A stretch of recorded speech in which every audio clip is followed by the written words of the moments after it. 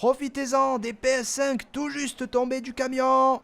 S'il vous plaît, c'est pour mon petit-fils. Il s'ennuie sur sa PS4. Écoute papy, je peux pas descendre en dessous de 2005, j'ai des frais à payer moi. Bon, je la prends.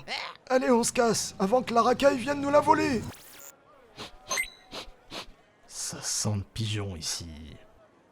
C'est cette caisse. Le dealer de PS5, je sens encore l'odeur fraîche de ses billets. Hé toi, le cosplayer, tu te crois où là? On n'est pas à Micromania ici. Si t'as pas quelques violets dans la poche, tu dégages. J'ai le nez qui coule. Cette version est censurée.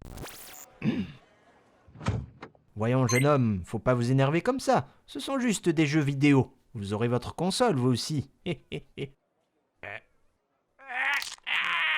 Tu vas me conduire à tous tes pigeons de clients. Et en prime, je récupère tout le blé que t'as gagné. Capiche? Les jeux vidéo rendent donc bien violents. iTélé avait bien dit vrai. Même avec le deal de bœuf, j'ai pas eu autant d'histoires qu'avec ces fous. Allez, courage Francis. Ta famille est dans le business depuis belle lurette. C'est pas un bodybuilder en cosplay qui va te faire peur. Montre-lui ce que tu as dans le ventre. Un attaque! Démarre ou je te fais avaler le reste de tes dents. Oui monsieur. On a fait une bonne affaire papy, 2500 €, c'est donné. J'espère vraiment qu'on va arriver à la maison un seul morceau. Dans quelle galère tu nous as fourrés. Tout ça pour Miles Morales. Tu pouvais pas y jouer sur Current Gen comme tout le monde. Mais papy! Les voilà monsieur. Les derniers pigeons à avoir acheté notre console. Est-ce que je vois un peu de respect?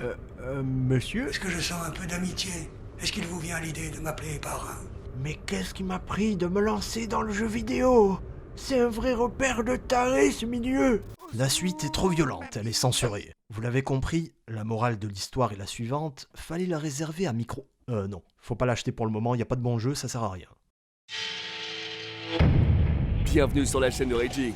Laisse un petit like si t'apprécies la vidéo.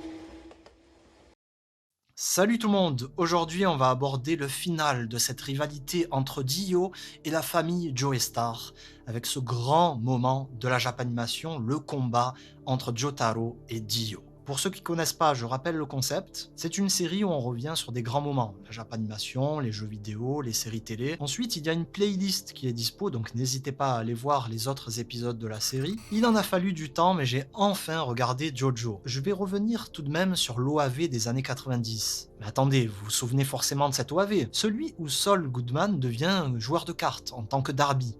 D'accord, il se moque de moi, mais rira bien qui rira le dernier. C'est celui aussi où on a cette magnifique interprétation de Dio. Gentlemen, je vous présente The World. J'avais beaucoup apprécié le style très sombre.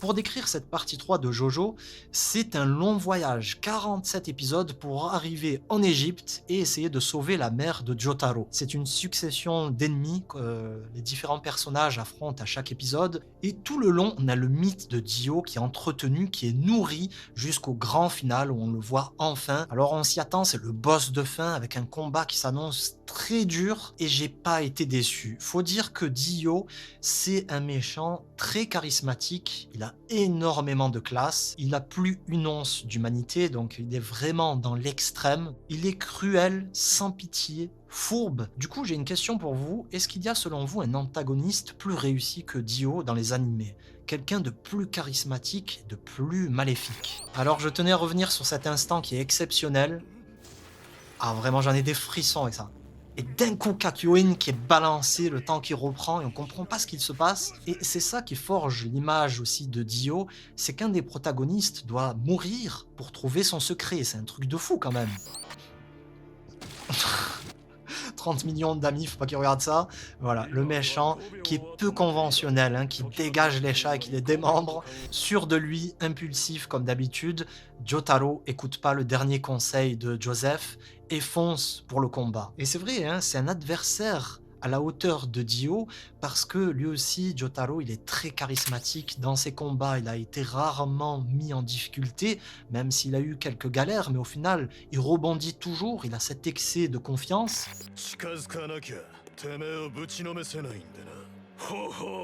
Comme très souvent dans Jojo, le combat est peu conventionnel. Avec une telle capacité, on s'attend à ce que Dio massacre Jotaro, mais non, ce dernier très vite montre des ressources. Et c'est ça que j'aime bien, on a un schéma différent dans cet affrontement, pas du tout le même que celui qu'on peut voir dans d'autres animés. Et il se permet même le luxe d'attaquer Dio dans sa zone de confiance, dans son domaine, dans cette habilité qui lui est propre. T'as vu ma pose super classe? Regarde, je la mets à l'arrêt pour que t'en profites.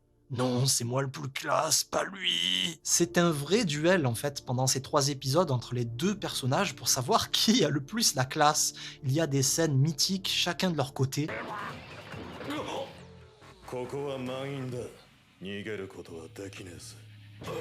Un autre grand moment de légende. Voilà, la classe à l'état pur. Il attend dans les égouts alors que Dio essaye de s'enfuir. Je vous dis, ça s'arrête pas, ça s'arrête pas. Alors j'aime pas trop le look de la deuxième version de Dio lorsqu'il absorbe le sang de Joseph. Encore une fois, Jotaro met pas longtemps à réagir, même si Dio se montre encore plus fort avec une nouvelle forme. Il réussit encore une fois à faire un exploit et à profiter de cet excès de confiance de Dio.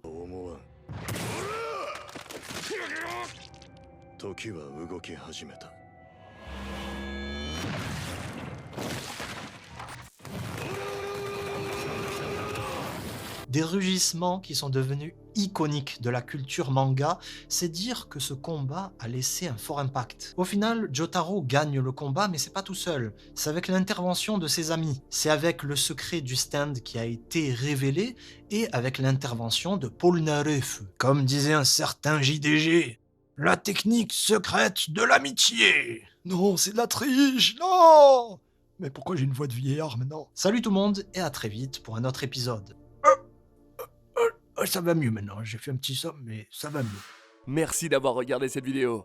Si t'as aimé, tu peux apporter ta contribution sur Tipeee. Et sache que certains avantages exclusifs sont disponibles pour les donateurs. Enfin, tu es bienvenu pour participer à la discussion en commentaire et sur les réseaux sociaux. Le programme de la chaîne continue? Alors, à toi de cliquer.